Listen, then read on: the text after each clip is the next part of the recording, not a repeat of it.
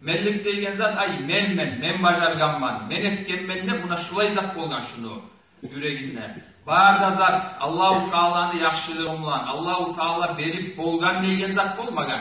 Men bajarganman, men etmegen bolsam başka adam etmesedi de buna hana ulay alganına Allahu Taala'nı açığı çıragan zattır. Nege tuğul kardeşler, bir zanda adam etip olan mı Allahu Taala oğa misal üçün aytaman, sağlık vermese, Allahu Taala oğa hakkı vermese, Allahu Taala oğa ittilik vermese, her bir işlerin Allahu Taala onu uğraştırıp yürütmasa olup bolagan zatlar mı daha?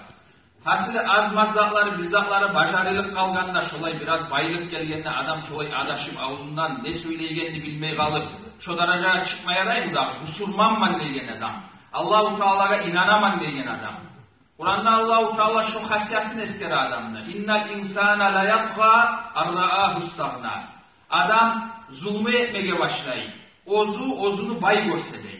Az baylığı olsa bayağı bu başka halk gibi söylemeyi, işleri bunu başka alşine, şöyle alşınık kala adam. Nege tüm şu süyse de süymese de bayağı imanında biraz osal olsa, şu yerlerinde her bir zat anlamasa, şu olan men majardım, men şu zatlar yürütüp duraman neygen zat, o da onu sen söyletsen ola men etken de ağzımdan aytmıyor. Aytmasa da şu daim şu yüreğine şu gele turup ozda bilmeyen bir de adam alşınık kala. O salga buna hana şulay haberlardan faydalanıp ola şulay yaramay.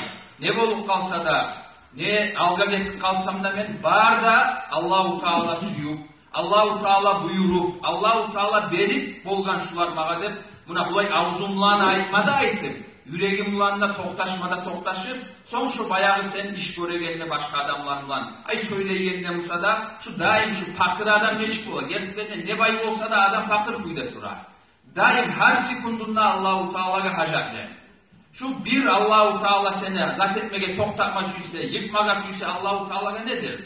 O sırada daim adamlar yüreğinde şu Allahu Teala'dan tartınıp, Allahu Teala'ya hacatlılığın ozunu bilip daim Allahu Teala'ya yalvarıp buna hana gerti Müslüman adamlığı olma tarık halı şulaydı.